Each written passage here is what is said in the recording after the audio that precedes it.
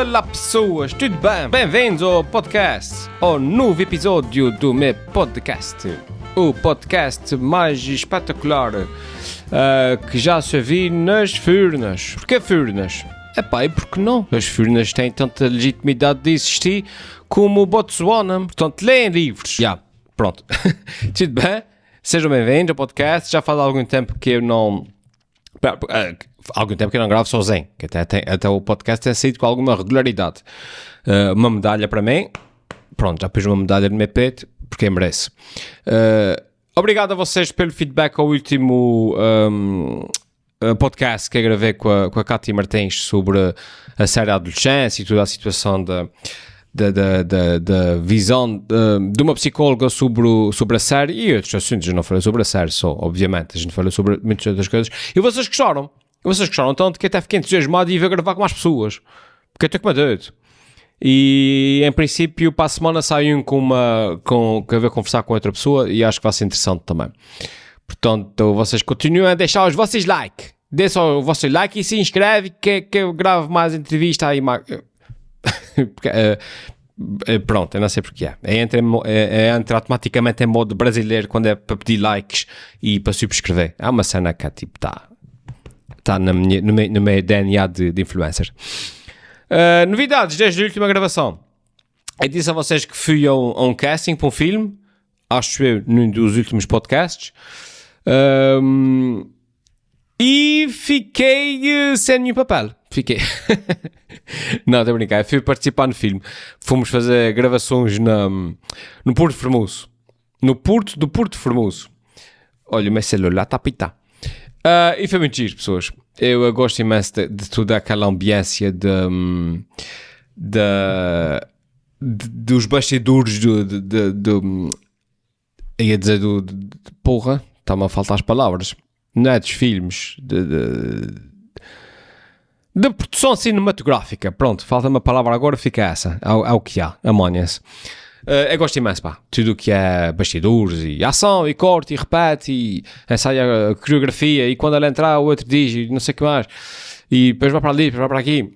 Pronto. Infelizmente não posso dar muitos pormenores sobre, infelizmente e contratualmente não posso dar muitos pormenores sobre quem que aparece ou quem que não aparece ou sobre o que é o filme e coisas assim, mas essa é a minha experiência gira.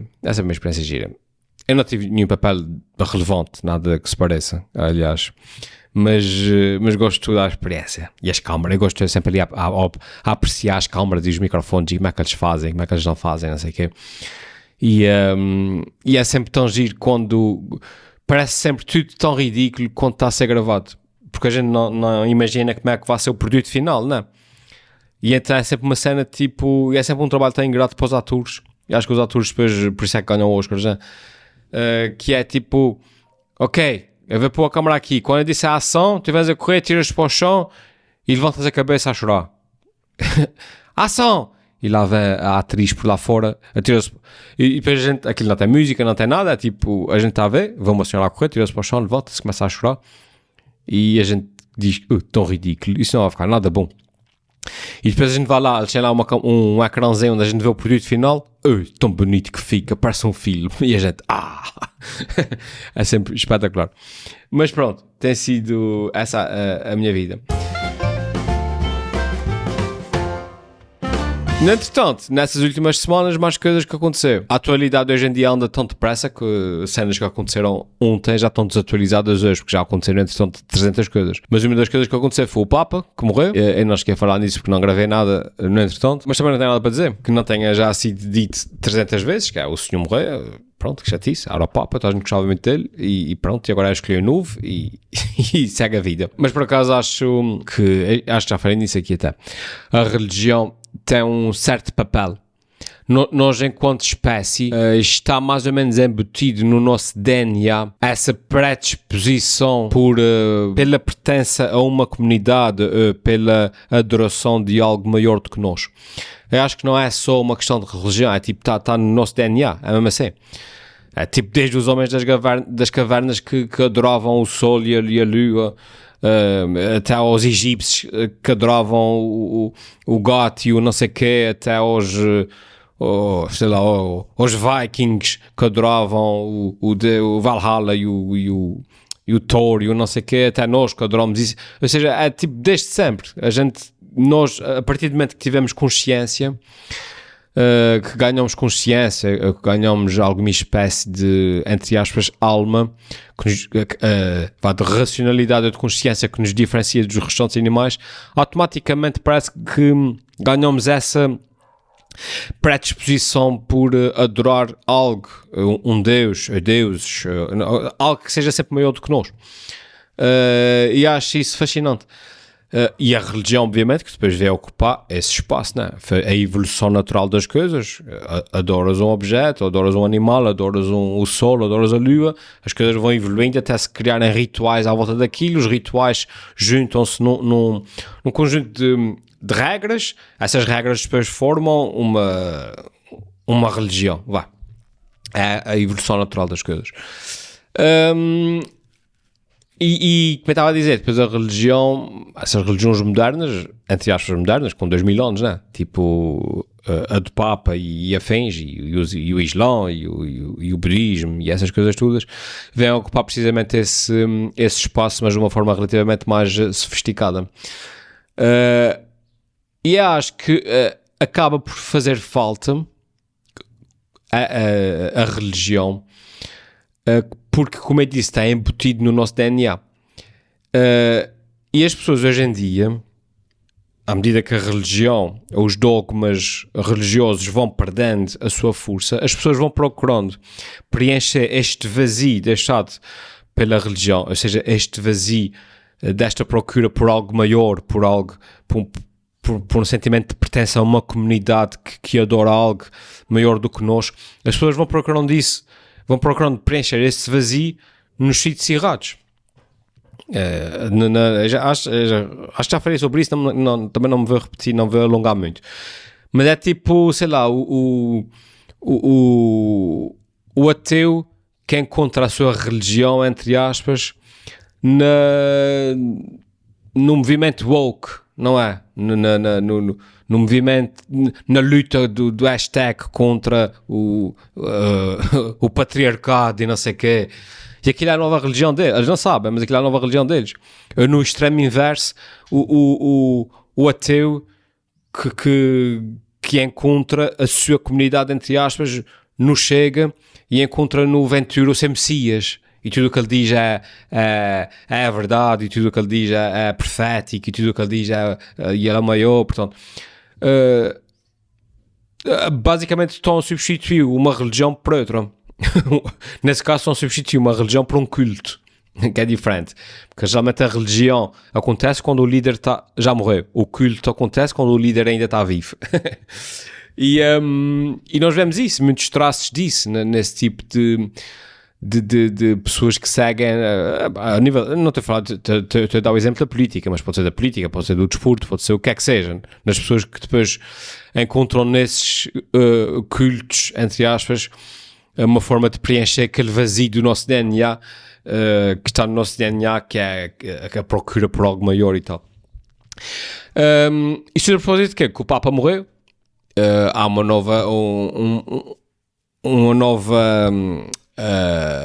novo interesse por tudo que seja a religião e tal, mas também dura pouco. O senhor morreu, estás a ficar triste. Por acaso,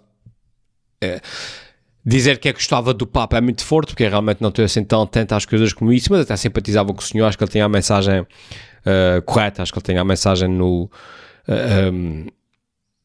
a direcionar para o sítio certo. Agora, claro, a igreja é uma instituição com dogmas de 2000 anos, é muito difícil mudar aquilo num papado de 12 ou 13 anos. Aquilo, ele tem que apontar as coisas na direção certa e depois aquilo leva tipo 5 gerações até chegar lá. Só daqui a 500 anos é que a gente começa a ver a igreja a chegar a 2025. Mas pronto, fico com pena, gostava do senhor, não sei quem é que vai ser o próximo, mas não tenho grande conhecimento sobre o assunto para comentar sobre isso. Era mesmo só para deixar aqui registado esse pensamento em voz alta. Mais coisas. Houve o apagão esta semana. Felizmente cá nos Açores não sentimos o apagão, portanto, no sentido em que não ficamos sem luz, nem perdemos muitos dos nossos serviços básicos, tipo luz e águas e coisas assim. Perdemos acesso a vários serviços, não, os sites das finanças, tudo o que fosse sites, não, sites das finanças, etc e tal, perdemos acesso a isso. Mas tipo, pronto, perdeu acesso ao site das finanças não é propriamente a cena mais dramática para a maior parte das pessoas, mas continuamos com comunicações, continuamos com tudo. E fui seguindo as coisas pelas notícias e assusta-me, já na altura da Covid assusta-me isso, mas agora assusta-me ainda mais o pensamento ou seja, a realização do quão frágil a sociedade é, do quão depressa as coisas se destroem por lá abaixo. Vocês estão a ver o quão depressa a humanidade das pessoas se desvanece perante a hipótese de sobrevivência crua e dura. Vocês estão a ver? Ou seja, se uma pessoa tem um acidente, todas as 20 pessoas à volta dela se juntam para ajudá-la. A ambulância vem, os polícias vem toda a gente em auxílio daquela pessoa. Se uma pessoa precisa de ajuda. Agora, se 1000 pessoas precisam de ajuda, passam a ser só uma estatística. Vocês estão a ver? E passa a ser tipo cada um por si, porque ninguém vem ajudar. E é isso que me assusta, saber que se eu tropeçar e cair pelas escadas abaixo agora, eu sei que vai haver pessoas que vêm, a ambulância vem, os vizinhos vêm, etc. Mas se toda a gente à minha volta precisar de ajuda, ninguém vem ajudar, porque não há ajuda possível. Não dá para, se telefonas para o 112 ninguém entende, tu queres ir para o hospital, ninguém vem te buscar, e nesse momento é cada um por si. E quando se chega ao ponto em que é cada um por si, as pessoas tornam-se verdadeiros animais. Eu incluindo, eu não me estou a pôr acima de ninguém. Felizmente a situação ainda não aconteceu cá, mas se acontecer, acredito que sou o primeiro a empurrar os outros surdos para ir buscar comida para os meus filhos, né? Porque os meus filhos são primeiro. Se for preciso medicamentos, eu sou o primeiro de repente a empurrar os outros para ir buscar os medicamentos. Faz parte, eu não estou a dizer que sou melhor do que os outros. Te dizer o quão perceber, e isso que o apagão visse, que é com a Covid foi um processo gradual. As coisas foram aumentando de gravidade gradualmente. Primeiro foi a gente ficou apreensivos, depois a gente percebeu que era grave, e depois as coisas foram aumentando de gravidade. Hoje era 200 casos, depois eram 1000, depois eram 10.000, depois não sei o que mais. As pessoas foram se preparando, as pessoas foram ficando em casa, as coisas foram subindo, até que depois foram descendo também gradualmente. Nesse caso do apagão, no caso de um sismo, no caso de um vulcão, no caso de uma tempestade solar, o que é que seja, as coisas são repentinas. É tipo, está tudo bem e de repente já não está tudo bem. E nesse momento as pessoas entram num modo animalesco. É tipo, vai tudo a correr para os supermercados, vai tudo a empurrar, as pessoas matam-se umas às outras, cada um por si, sabe? Cada um por si e Deus por todos, né? Por falar na religião. Epá, e assusta-me um bocado perceber o quão depressa as pessoas caem nesse modo de sobrevivência e o quão depressa o civilizado deixa de ser civilizado. É muito depressa. E é nesses momentos que eu dei primeiro a pensar, os americanos, com a sua paranoia pelas armas, não estão totalmente errados. É assim, ninguém precisa de uma bazuca em casa, não. Ninguém precisa de uma AR-15 que dispara 300 balas por segundo em casa. Epá, é demais, não. Mas devia ser permitido alguma forma de autodefesa. Acho que sim. Ali no máximo até uma 7mm. Qualquer cidadão tem direito à sua autodefesa e a ter uma arma em casa. No máximo, uma arma, no máximo até o calibre 7mm e meio. Vocês estão a ver? Uma coisa assim. Porque é nesses momentos que uma pessoa diz, epá, fogo. Se me aparecer agora aqui um grupo de... Se por algum motivo, imaginem, acontece uma cena dessas. O apagão, felizmente, durou só um dia, vai. Mas se há uma coisa que... Uma desgraça que acontece e é cada um por si durante um mês, vai chegar a um ponto, é que as coisas vão descambar bastante, certo? O apagão foi durante 15 horas, ou lá o que é que foi, não sei. E já foi o que foi. Se for uma merda que dura um mês, epá, ao fim da primeira semana já está toda a gente a matar. E se por algum motivo alguém lá fora fica a saber que eu aqui na minha casa tenho bastantes, sei lá, latas de conserva, por exemplo, bastante água, que tenho bastantes lanternas, essas merdas assim, que por acaso tenho muitos medicamentos, uma coisa qualquer, que não tenho nada disso, porque eu sou daqueles que ainda não pensam sequer nos kits de sobrevivência, nem nada do género. Mas, se por acaso, como eu estava a dizer, acontece um cenário em que as coisas, em que isso acontece e por acaso alguém lá fora sabe que tem montes de água arrumada lá fora no coisa, na despensa ou o que é que seja, e se me aparece aí um grupo de 10 marmões que vêm à força buscar água para si e para os 6 filhos ou o que é que seja, à força, faz falta ter uma forma de autodefesa, porque não há ser só com os meus 3 treinos de boxe que eu me safar, né? Contra 5 marmões com tacos de beisebol. E acho que em algum nível os americanos nesse sentido têm razão, pá. Repito, sem ir ao extremo exagerado dos americanos em que um gajo em casa tem 7 metralhadoras daquelas que se dispara dos helicópteros, né? Sem chegar a esse exagero ridículo, mas com um certo limite razoável. Acho que faz falta alguma espécie de defesa pessoal, o acesso a algum tipo de arma para as pessoas terem, para defesa pessoal, porque as coisas com as devidas regras, né? Tipo, como acontece com tudo, como acontece com os carros, como acontece com tudo. Tipo, uma pessoa para ter um carro tem que ter um seguro, tem que ter garantia de inspeção, tem que ter isso tudo, pronto. Uma pessoa para ter uma arma dessas em casa tinha que ter um cofre, tinha que ter as coisas, tinha que ter treino, tinha que passar num teste qualquer, como quando se faz para a carta de condução, tens que passar num teste para mostrar que sabes usar uma arma de forma responsável, etc. Essas coisas assim, só mesmo para defesa pessoal. E repito, e cá não aconteceu nada. A gente cá, felizmente, a nossa vida continua normalmente. Tirando de um site ou outro, a nossa vida continua normalmente, cá nos Açores. Mas estava a pensar nisso, pá. Se acontece uma cena mais grave, as pessoas perdem-se completamente, muito rapidamente. É uma questão de horas. As pessoas deixam de ser civilizadas e passam a ser animais. Entram em modo de sobrevivência. É isso. Mais. Os debates. Eu confesso que não tenho visto os debates todos. Para as eleições, pessoas, confesso que não são muitos, são tipo, acho que são para aí 37 debates por dia e uma pessoa não, pronto, isso depois acaba por ser como o futebol, né? A gente só vê os jogos, os derbys e pouco mais, e os jogos da seleção. E eu tenho visto, porque aquilo basicamente dá sempre à hora de jantar, não? Uma pessoa está ali, as notícias estão a andar e uma pessoa está a preparar as coisas e está, eu vi os debates e tal, pronto. E eu cada vez mais percebo porque é que as pessoas gostam de podcasts. Porque eu vi os debates e, aliás, as últimas eleições americanas foram a prova disso. Aliás, são consideradas as eleições dos podcasts. Foram ganhas nos podcasts, não foi nos debates na NBC nem na CNN. Porque as pessoas, cada vez mais, aquele formato de debate, além de ser irritante, porque não deixam as pessoas falar, acaba por não ser esclarecedor de nada. Ontem estava a dar, hoje é feriado, é quinta-feira,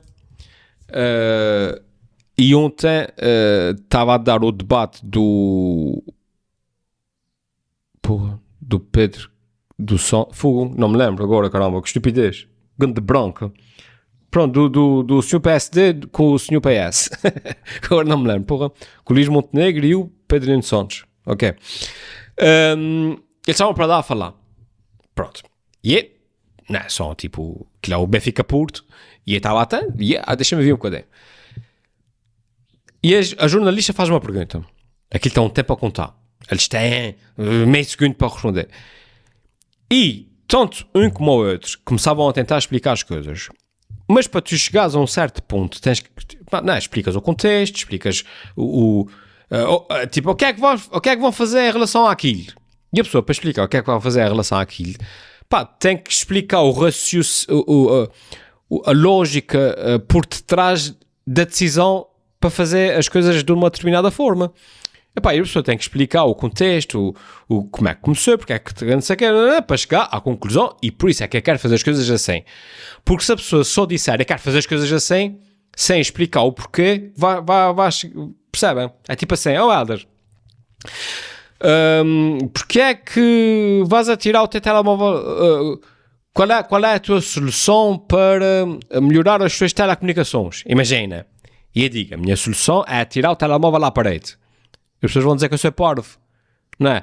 Mas se eu explicar que acontece que o meu telemóvel tem uma certa avaria e eu já percebi que sempre que o atiro à parede melhora-me não sei o quê, e se eu não atirar o telemóvel à parede eu não consigo fazer chamadas. Pronto, por exemplo. E aí as pessoas já vão dizer, pronto, ok, faz sentido, ok. E o meu plano é a um curto médio prazo, mal tiver condições financeiras para isso, comprar um telemóvel novo, porque realmente essa situação não é sustentável. Pronto, deixa-me só aqui. E aí as pessoas de repente já vão dizer, ok, faz sentido, pronto. E esses debates, isso não acontece, pá, e é altamente irritante, que a jornalista faz uma pergunta, e eles começam a responder, e ela interrompe, mas está bem. Ou seja, basicamente, a jornalista diz, como é que vai melhorar as telecomunicações? E ele diz assim, bom, o meu telemóvel tem um problema, que é, e ela, sim, mas diga só, como é que vai melhorar as telecomunicações? Pretende melhorar ou não? E ele, sim, e ela, como? E ele, portanto, é assim, o meu telemóvel, ele tem um problema, que é quando, e ela, sim, mas como é que vai? E depois não deixa responder, não deixa desenvolver um raciocínio, e a gente nunca chega a perceber, não só a gente nunca chega a perceber realmente as políticas das pessoas, o que pretendem, ou como pretendem, qual é que é a filosofia deles, como aquilo que a gente recebe através do ecrã é só uma caricatura do político que eles são. Vocês estão a perceber? Enquanto que através de um podcast, por exemplo, e é por isso que cada vez mais que as pessoas preferem ouvir uma entrevista de algum deles num podcast do que propriamente num debate desses, porque num podcast, a gente não só ouve o raciocínio tudo do princípio ao fim, como a gente até fica com um pequeno vislumbre da pessoa por detrás do político. E por isso, não foi por coincidência, que nas eleições americanas, nas últimas eleições americanas, a maior parte dos candidatos estava-se a borrifar para os debates das CNN e não sei o que mais. Eles queriam ir aos podcasts, aos Joe Rogans e aos não sei o quê. E acho que isso pode não ser já nessas eleições cá em Portugal, mas nas próximas é isso que vai acontecer. Os políticos vão querer ir aos podcasts, porque com um bom entrevistador, especialmente como aconteceu nos Estados Unidos, é que eles foram estrategicamente só aos podcasts que estavam mais ou menos do seu lado, não é? O Trump foi ao Joe Rogan e a Kamala Harris foi a um podcast de uma rapariga qualquer, que eu não sei qual é que é, mas que também é assim um bocado na onda dela, de esquerda. Acho que só mesmo indo a esse modelo, basicamente o que eu quero dizer é que esse modelo dos debates já não satisfaz ninguém, pelo menos a mim não. Estão os dois ali, estão os dois aos gritos a mandar, são debates. Eles basicamente vão aos debates, especialmente os Venturas e não sei o quê, eles vão aos debates só para terem material para as suas redes sociais. Juro, a minha sensação é essa. Os Venturas e afins vão aos debates da televisão basicamente para terem debates para poderem cortar para meterem no TikTok. Tipo estratégia, sabem, cortam só aquelas partes, aqueles 30 segundos que foram fixe e metem no TikTok. Que é para os seus seguidores dizerem isso o gajo foi lá dizer, verdade, é isso mesmo, pronto. Por de resto, sinceramente, não, acho que esse modelo dos debates já não funciona hoje em dia. As pessoas querem mais conteúdo, as pessoas querem mais, depende disso, querem um conteúdo, uma entrevista de 2 horas, em que percebem realmente a lógica por trás, o que é que ele quer fazer, porque percebem realmente, do princípio ao fim, qual é o argumento dele, qual é a lógica por trás daquela decisão, qual é a visão dele, e, repito, para ter um vislumbre da pessoa por detrás do político. E não ter só aquela caricatura que aparece nos debates da televisão, ou nas entrevistas. E é isso. Pronto, é isso. Acho que está muito bom, pessoas. Eu falei bastante. falei bastante. Para a semana, em princípio, tenho um podcast com convidado, fiquem atentos. E olha, não tenho muito mais para dizer. Espero que estejam bem. Bom resto de feriado para quem ainda está no feriado. Vocês provavelmente já não estão, porque vocês por hoje já é sábado para aí. E bom fim de semana. É isso. Tá bom? Vá. Tchau. Até a próxima. Bye bye.